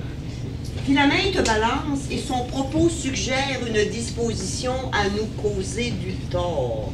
Ne pourriez-vous chanter votre messe plus fort? Je vois que vos esprits sont en état de crise et qu'à cause de Dieu, vous malmenez Bélise. Oh, la pauvre martyre! Et pour 2 ou 3 sous. Dieu n'est pas mis en cause, et ce violent remous a pris son origine au cœur de l'arrogance de notre frère Ariste. Allons! Vos manigances nous sont depuis longtemps un sujet de conflit. Et votre autorité sur mon frère Ramolli m'enrage constamment. Et dans cette dispute, vous gouvernez encore en dirigeant la lutte en 4 points, raisonnement et conclusion, qui nous soumettront tous à votre décision. Cette fois, je saurai déjouer l'embuscade. Trop pousser la jument, finit par la ruade. Et votre dictature étouffe la maison. Vous menez tout ici comme à la garnison. Vous nous mettez la jupe au-dessus des culottes et au lieu du mari, la femme nous pilote. Trop attiser le feu fait jaillir les brandons. Si nous en sommes là, c'est pas que vous abandonnez, mon frère. Une autre fois, il me sert sa diatribe. Je sais tout ce que votre honneur prohibe de mon comportement. Votre virilité exige chez la femme une docilité qui n'est pas chez la mienne. Et je serais bien aise que vous soyez dans mon pourpoint, voir si la thèse tiendrait longtemps. Je n'en ferai pas le pari. Je saurais vous prouver, moi, monsieur mon mari, ce que vaut la jument lorsque trop on la pousse. Comment un cavalier à mes rudes secousses s'agrippe à ma crinière et me laisse le choix de la route à poursuivre. Avec moi, c'est au doigt et à l'œil que vous obéiriez, orgueilleuse. Ce serait là, vantard, des marches périlleuses. Mes enfants, le mariage est un acte sérieux. Chacun des deux partis a ses droits, ses devoirs. L'Église, en sa sagesse, a voulu les prévoir et se fixa sur Dieu lorsqu'il créa le monde. Adam fut le premier, mais Ève la seconde. Adam eut le travail, Ève l'enfanteuse. Tout le mariage est là décrit succinctement. Certes, oui. Fort bien. L'exception fait la règle. Les mâles et l'Église ont déployé leurs aigles, et rangés en bataille attaquent des deux fronts. Je ne crains pas l'épreuve, et certains moucherons ont fait battre en retraite un bétail plus coriace. Je veux vous seconder pendant ce face-à-face. Vous permettez, ma mère? À votre aise, et prenez le son de cette joute. Et moi, vous m'emmenez? Il est bien là, l'épine. Une autre militante. Vous ne rejoignez pas notre ligue, madame? Aujourd'hui, mon combat sert d'autres certitudes. J'en souffre, croyez-moi. Mais cette solitude où me plonge mon choix est offerte au Seigneur pour que s'ouvrent nos cœurs sur un monde meilleur. Que ce renoncement pour tous est exemplaire, que votre soumission est belle aux yeux du Père. Ah, que le mot est juste. Ah, que la soumission vous est une vertu pleine de séduction, messieurs, surtout quand vous la destinez aux femmes. Des maris obéis par des femmes austères, des pères adulés par des filles altières, des soubrettes servant avec humilité. Voilà comment on vit dans la sérénité. Ainsi soit-il. Et de père en mari, c'est ainsi que tout marche. depuis Adam, depuis Noé, depuis son arche. Dieu dans son univers a pourvu le masculin de signes dominants. Voyez chez le félin qui porte la crinière, ou chez l'oiseau les plumes aux superbes couleurs. Qui a plus de volume, de force, de vigueur? Qui porte les seaux d'eau? C'est Françoise ou c'est moi? Qui tire le fardeau, la vache ou bien le bœuf? Si les vaches s'y plaisent, pourquoi donc une épouse y serait mal à l'aise? Dieu, dans son univers, créa l'homme en premier. Ainsi, la femme doit, devant lui, se plier. Oubliez-vous que Dieu, dans sa grande sagesse, avant l'homme créa grand nombre d'animaux? Si la femme est soumise à son Seigneur et Maître, au singe, son aîné, l'homme doit se soumettre.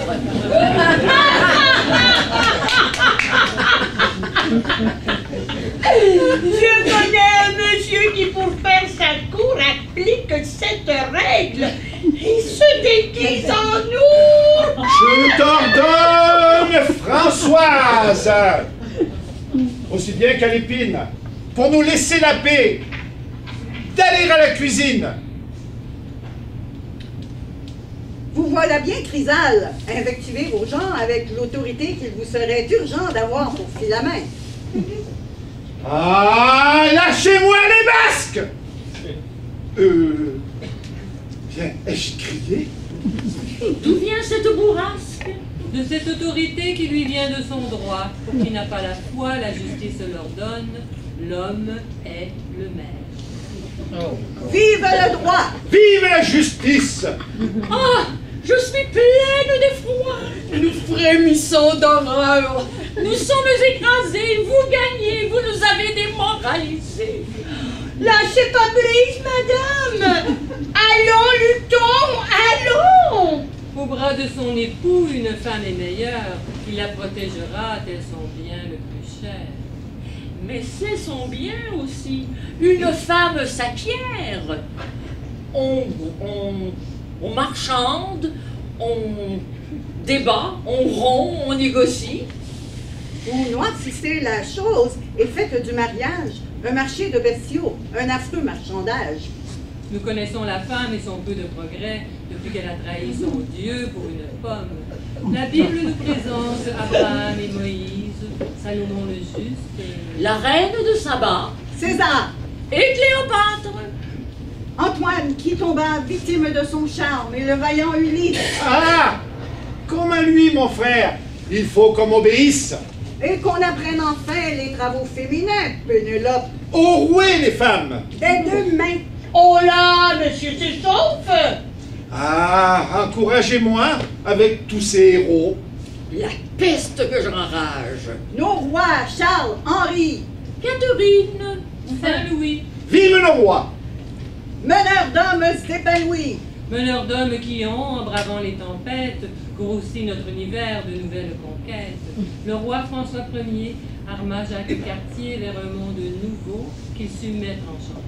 Vive François! Vive Cartier! Pionnier de l'Acadie, construisant Port-Royal, opération hardie dans un pareil climat. De quel genre parle-t-on? Des gens de Normandie et des marins bretons. Vive la Normandie!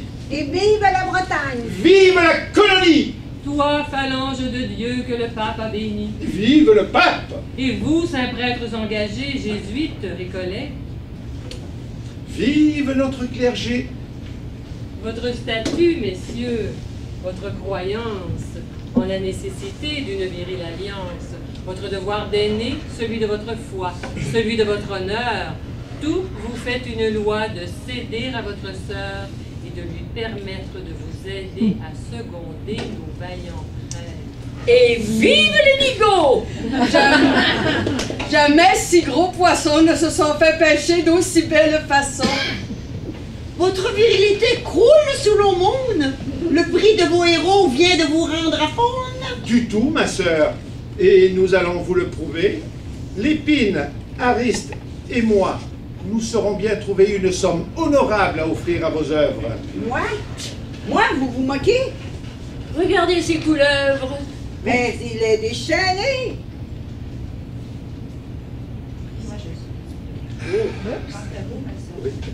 Quant à vous, ma sœurette, il faudra vous y faire. J'engage votre dot et je veux qu'un notaire, par un acte officiel, assure votre don. Nous sommes 2 sur 3. Aussi nous décidons. C'est Dieu qui vous inspire. Et pour vous exhorter à soutenir ma cause, il a fait un miracle. À tant de fermeté sans vouloir faire Je obstacle. vous demanderai, madame, les papiers qui pourront nous aider à clore ce dossier.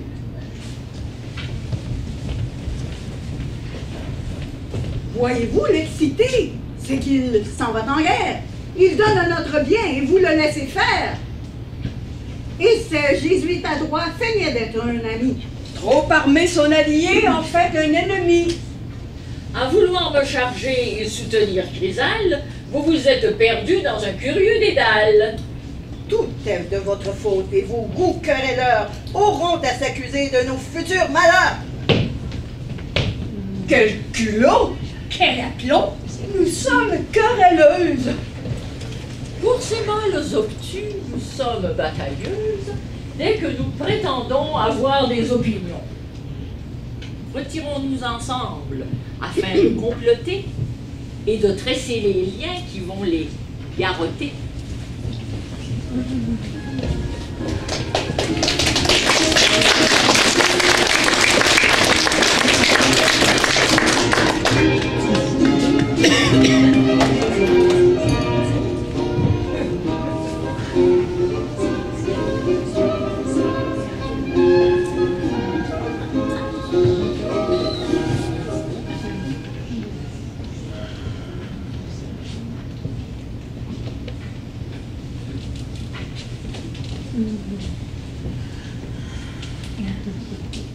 Chacune est à son fait? Oui, chacune est instruite de son action, de son moment, de sa conduite. Françoise? Je suis prête et j'y mettrai du cœur. Armande? De la tragédie grecque, avec cœur. Henriette? Je reste perplexe et j'hésite. Ou bien ce plan est simpliste, ou pour sa réussite, on en cache la suite. Et depuis quand un plan conçu par nos cerveaux paraîtrait chancelant? Mais perdez ce mauvais pli d'avoir de la méfiance dès qu'il s'agit de nous. J'aimerais qu'une alliance nous unisse, ma fille. Une fois, est-ce trop? À tout ce que l'on dit, elle a fait un aggro. Elle se pense... Allez vous préparer, Armande. Françoise aussi. Mais avant, nous... Je le demande.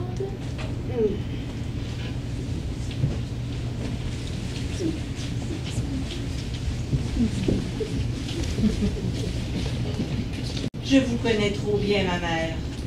Et l'entretien que vous me préparez, 100 fois J'en conviens. J'ai souvent essayé de régir votre vie. À mes propres desseins vous voulant asservi, j'ai souvent offensé votre tempérament. Mais la plupart du temps, vous avez ardemment repoussé mes assauts par vos cris, par vos feintes, car il y a chez vous beaucoup de Philamèdes. Je constate à présent l'échec. La pilule est amère, votre échec est le mien. Si l'on parle d'échec, c'est du vôtre à manquer de me clouer le bec. J'ai votre caractère. Apportez mon emblème, il vous faudrait bien plus que d'imiter mes torts.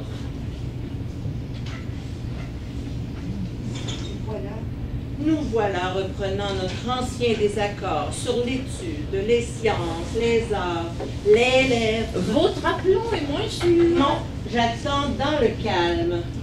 Que de la loyauté, je vous donne la palme. Loyal? Et envers qui? Envers votre mari. Et comment, s'il vous plaît, ce reproche a fleuri? Françoise m'a tout dit. François, votre rencontre, vos gestes, vos regards, bref, tout ce qui démontre que l'on est amoureux. Fort bien. Où est le mal? Le mal est de s'offrir hors du lien conjugal. Mais comment osez-vous me faire ce reproche, vous qui pour la justice avez sonné la cloche? Si lui pouvait tromper, je le pouvais aussi. Œil pour œil, dent pour dent. Ce combat sans merci ne fait que vous rabattre au niveau de votre homme. Je choisis ma fureur. Chacun son idéal. De votre temps, on vénérait l'honneur filial. Le devoir vous guidait, j'ai suivi ma passion. L'aveuglement. Quelle génération! Où va-t-on s'embourber? Arrêtez votre plainte, plus loin que vos espoirs je serai, Philomène. Au diable la vertu dont la folle se pâme, c'est le dernier filet où son époux la prend pendant que chez une autre, avec joie, il se rend. Ma fille, entendez bien. J'ordonne que séant, plus jamais, on ne voit François, ce mécréant qui perdit votre honneur en défiant la loi sainte de la fidélité. Si jamais on enfreint cette consigne, il apprendra rapidement qu'une geôle n'est pas un douillet logement. Adieu. Je l'accompagnerai jusqu'à sa geôle. Philomène, ton sang sera bien te rejoindre et te vaincre. Amour! Ah! Je suis ivre depuis ces doux moments où tu m'ouvris tes bras. Eh bien, dessoulez vite, ou bien les embarras vont commencer pour nous. Quoi? Déjà le remède aux troubles de l'amour? Je vous revois bien tiède après tant de passion. François, écoutez-moi, rien n'a changé pour nous. Je garde mon émoi comme mon premier baiser. Mais il faut que Prudence prenne le pas. Ma mère, en notre résidence, refuse de vous voir. On vous bannit d'ici sous peine de Bastille. Et c'est d'un ton durci qu'on prononça l'arrêt. La menace est réelle aussi. Faites-vous oublier. C'est un peu tôt. Vous verrez si je puis. Nous sommes pris au piège. Il me reste cette nuit. Et malgré leurs propos, il faut être impassible. On vient par là aussi. La fuite est impossible. Chez vous, quelque part. Vite, le paravent.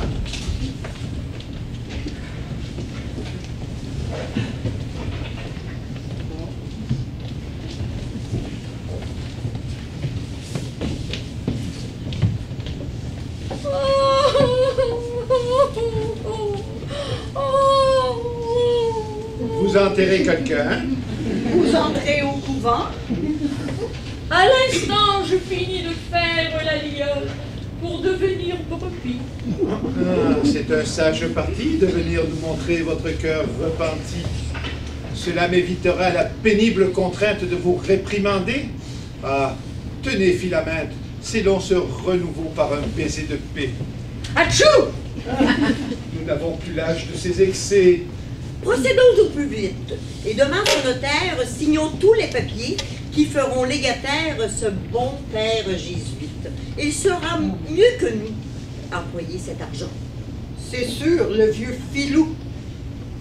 Seigneur, je veux t'offrir ces sommes ramassées par nos pieux parents, qu'elles te soient placées sur l'autel de tes... Finissons! Qu'on m'épargne l'odieux d'un sermon. Je n'ai jamais été dévotieux. Réunis devant moi pour un don charitable. Dame Bélise. Ah, quel malheur! Jour détestable! Ah, mon père, ah, pourquoi vouloir me sacrifier? Mais quelle brutalité vous pousse à ratifier la ruine de ma vie? Oh, oh, oh, oh, oh! Quelle comédie jouez-vous? Mais jouez, moi? Quand votre perfidie m'accule au célibat, me prive de ma dot, me réserve le sort de la femme de Lot, figeant dans votre dos mes illusions perdues! Puissiez-vous dire le vrai? Car enfin les statues ne nous assomment pas de cris de désespoir. Suffit! Faites silence et allez vous asseoir. Vous prenez du galon, la fille après la femme. Vous deviendrez bien vite un puissant brise-lame, gardant votre foyer de tous les ouragans. Oui, pour personne ici je ne mettrai de gars. Reprenons l'affaire. Pour un bien charitable, Dame Bélise, ici, d'un droit indiscutable. Ah, monsieur! Ah, monsieur! Que vous êtes cruel!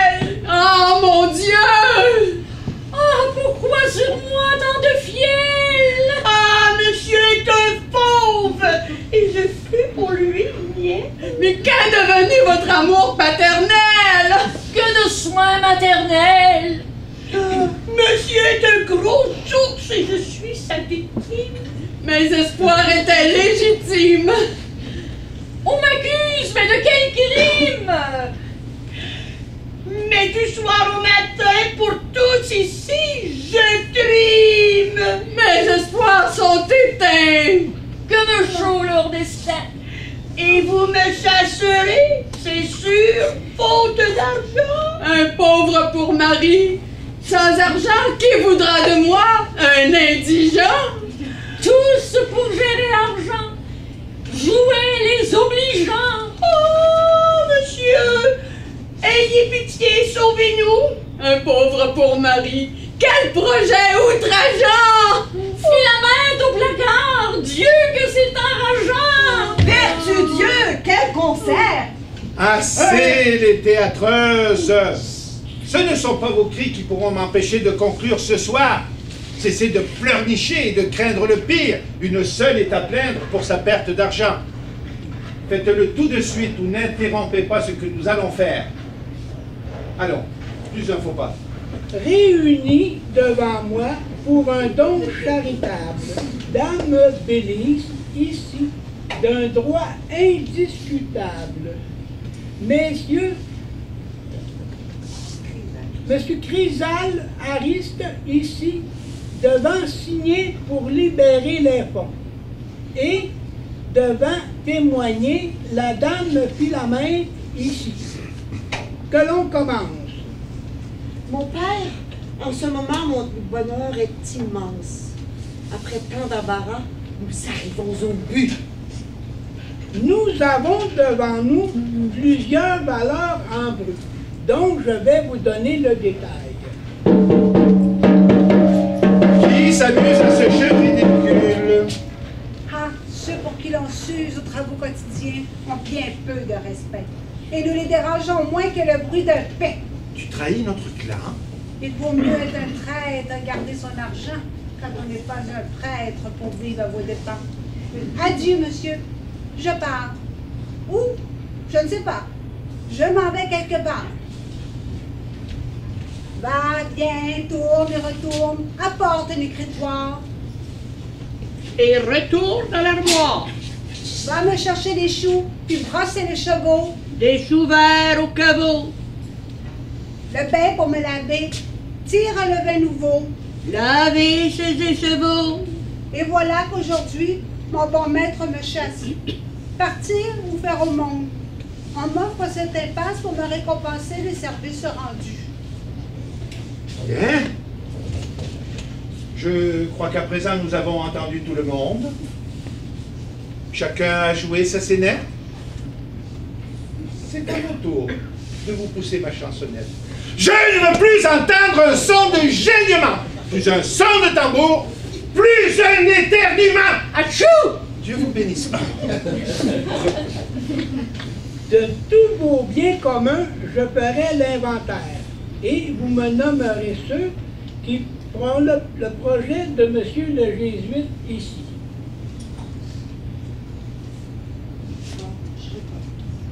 Donc, je commence. Pour plus de netteté, le bien étant immense, je le divise en trois. Les placements d'État, ils ne vous ont donné qu'un piètre résultat. Je conseillerais donc que par eux l'on commence. Qui veut en acheter? Qui? Belle prudence. Bientôt après, les investissements. Ah, pour ceux-là, nous avons un bel accroissement. Oh, les beaux placements dans les manufactures. Pour cela, nous aurons trop de candidatures. En Médoc, si voudront. Et pour 250. Je l'achète. Mauvais calcul. Je suis patiente. Il est beaucoup question depuis un certain temps de bâtir des vaisseaux. On dit qu'avant longtemps, une flotte prendra le cap de l'Amérique. Quant au troisième lot, placé sous la rubrique des biens immobiliers, il est constitué de logements dans la cité, bien situé, et surtout un vignoble. Ah non! Je n'en démordrai pas le vignoble, car il serait ignoble de laisser quelqu'un d'autre racheter le travail de nos parents, de leurs parents, pas Montserrat. Quel meilleur placement pour le travail des pères qu'une œuvre charitable, et la meilleure enchère que les biens du Seigneur. Je connais cette voix. Pas Montserrat, pas cette vigne où tous les trois nous avons joué, grandi, toute notre enfance. La petite chapelle. Et notre indépendance. Rien de tout ce bonheur ne sera gaspillé, car à de beaux enfants il sera détaillé pour les vêtir, pour les nourrir, pour les instruire. Rien de vos arguments ne saurait me séduire. Vous mystifiez ma sœur, mais ne prétendez point me subjuguer aussi. Ne pousse pas trop loin, tu le regretterais. Devons-nous tout suspendre? J'achète Montserrat, bien sûr, s'il est à vendre. D'où sort-il, celui-là? Je m'appelle François. François. Vous? Mais qui est-ce? Oh, le culot! Chez moi! Vous n'avez pas transmis mon express défense? Vous souillez ma maison, monsieur. Votre présence insulte mon honneur. Dehors! Monsieur, sortez! Malgré les méchants mots dont vous me souffletez, et puisqu'il est question d'opprobre et de souillure, je viens de vous sauver d'une belle imposture. Vous parlez comme un homme à qui nous devrions de la reconnaissance. Ah, le bel histrion! Monsieur, vous êtes... Regardez le notaire, le... Jésus. Mon père! Il est sorti? Non, il a pris la fuite. Vous nous imaginez des contes saugrenus. Non, madame, il l'a fui quand je l'ai reconnu, car c'est un imposteur, Aristide Dubude de son vrai patronyme, alias Abbé le Prude, bon frère Nicolas et d'autres sobriquets, sous lesquels il monta des ingénieux traquets, avec lesquels il prit quelques femmes pieuses.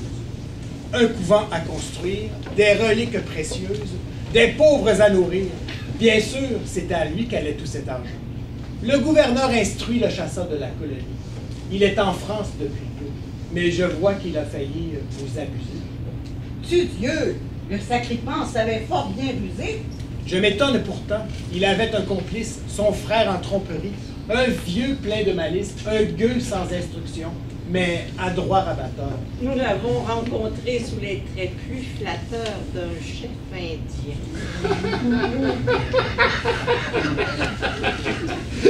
Alors, ma sœur, toutes ces plumes qu'on avait sur la tête. Ah, quel bouffon me fume! Vous riez! On volait votre famille et vous trouvez que c'est drôle. Oh, le frère! Oh, l'époux! Oh, le père!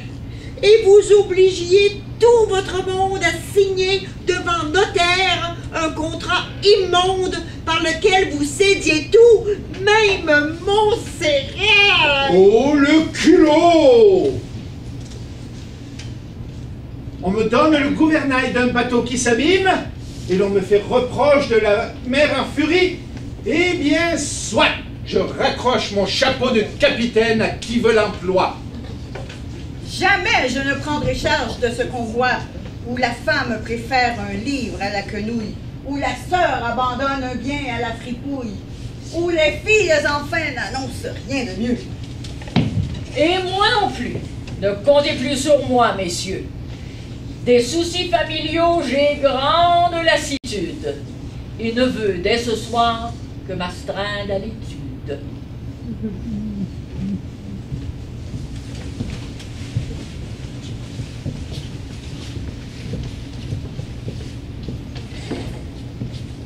Nous n'avons plus le choix. C'est un triste constat. Achetons prudemment des placements d'État. Avant de décider, allons de main en ville, chercher chez des amis quelques conseils utiles. Convenez-en, mon frère. Une femme a du bon. Parfois. Ah, taisez-vous, vous n'êtes qu'un barbon. je ne suis pas très bien. L'histoire n'est pas claire. Parti le légataire, un legs sans titulaire n'est plus un legs. Que fais-je ici? Préparez-vous pour un autre contrat. Les termes en sont flous, mais en voici l'idée. Un contrat de commerce avec monsieur. Ici. La matière est diverse. Fourrure, peau, cuir, bois, ce que le Canada pourra fournir. Nous armerons une armada qui fera la navette entre la France et la colonie. Oh, l'ambitieux projet! Le génie de ma mère allait au jeu d'esprit. Moi, je choisis le troc. Objet de petit prix, pour de l'or et des pots. Oh! Un profit appréciable. Approchez, griffonnons un premier négociable. Ce dénouement heureux m'aiguise l'appétit. Un valet ne devrait jamais prendre parti. Si près du paradis, si vite descendu. Te voilà, ma Bélise, encore une fois perdue dans ce dédale obscur où vivent les humains. Demain, ton confesseur en fera l'examen. Mais prenons notre temps avant que de conclure. Dans notre association, il nous faudrait inclure des projets personnels qui n'auraient d'autre loi que celle d'examen. Hélas, sous peu, je dois embarquer pour Québec sur la fière bretonne. Les jours nous sont comptés, je quitte avant l'automne. Voyez le beau parleur, des serments, des baisers, il part dans quelques jours. Et pour sûr, une femme doit attendre à Québec ton retour et ta flamme. Oui, à Ville-Marie, une femme de bien, morte mais immortelle, et dont je suis gardien du sublime projet, cher à la colonie, de soigner, de guérir, une femme bénie, une fille de Dieu. Mais de qui parle-t-on? Jeannemance est son nom. Prière et guérison sont peints sur son blason, et je poursuis sa guerre à modeste talent, en cherchant infirmières, potions, filtres, toutes sortes de soins pour notre maison Dieu qui en a grand besoin. Je vous croyais trappeur vivant de l'aventure. Je le suis, mais si femme... Et une vie future avec femme et enfant, la femme serez-vous? Commençons par la femme. Et qu'en dira l'époux? Il aura le champ libre. Et les mœurs offensées? Aller soigner les gens. Est-ce action déplacée? Vous le feriez? Bien sûr. Qu'espérer d'autre ici? Servir Dieu et guérir. Allons, je pars aussi.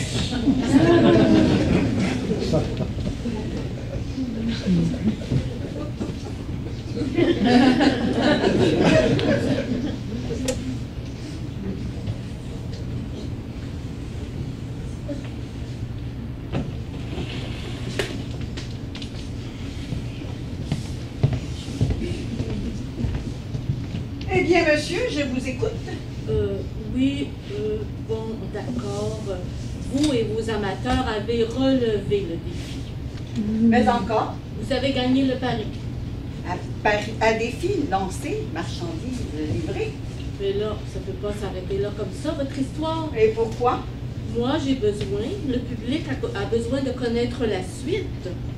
Mais encore, Si Bélise sera heureuse, si l'aventure des amoureux aura du succès, et le mari jaloux intentera-t-il un procès? tout ça pourrait servir de trame à une autre histoire. Et l'escroc, le fourbe? Vous irez lire chez Molière le Tartuffe.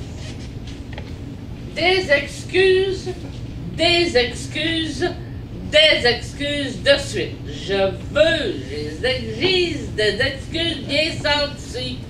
Je veux et j'exige des excuses bien senties. Je veux et j'exige des excuses bien senties.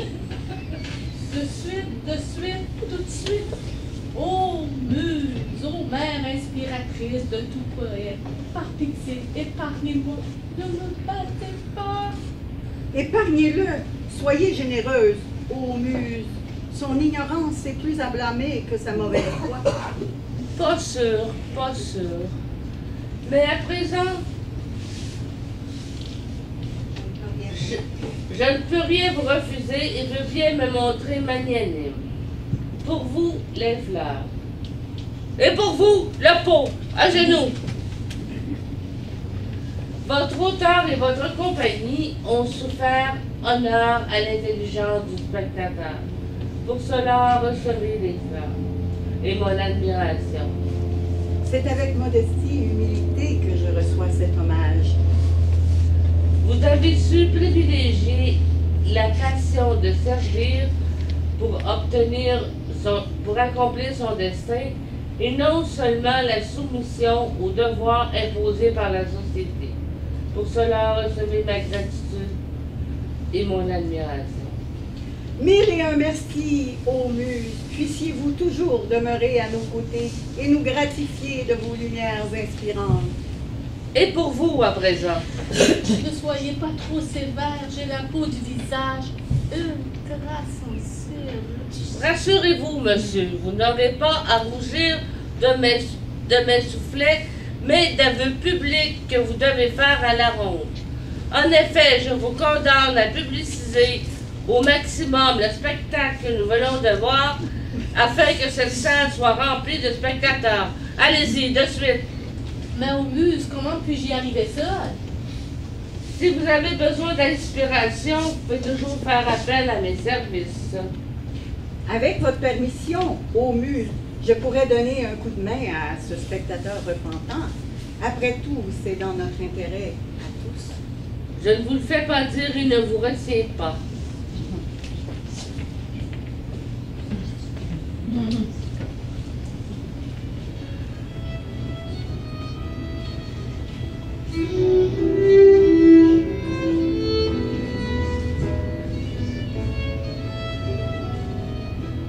Oh, Molière, Molière, que ton esprit est donc toujours vivant. Si tu t'es retourné dans ta tombe avec effroi en entendant les vers de nouveaux venus écrits à ta manière, tu peux maintenant dormir en paix. Le théâtre est entre bonnes mains.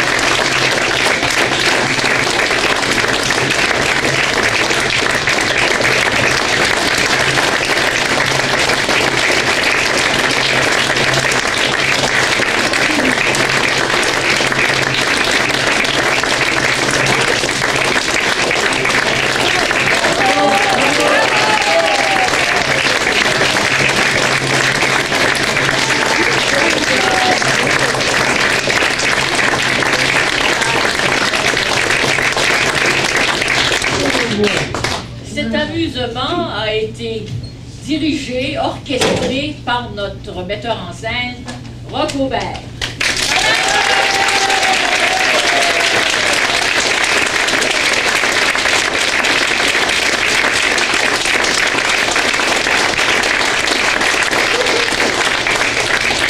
Aidé de son adjointe, Josette Saussan.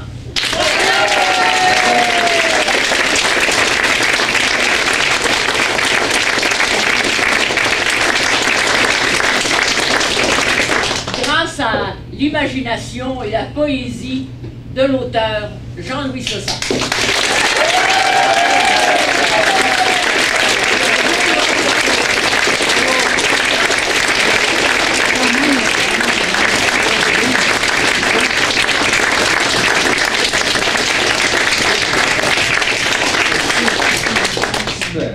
Merci bien tout le monde. C'est un grand privilège que nous avons de jouer un auteur toujours vivant. Et on espère seulement qu'il pourra en écrire d'autres. Merci beaucoup de vous être déplacés, d'être venus voir encourager ce spectacle. Merci.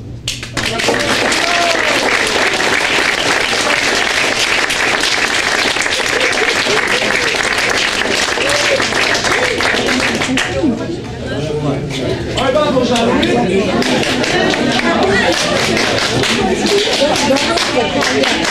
Sit outside the bench.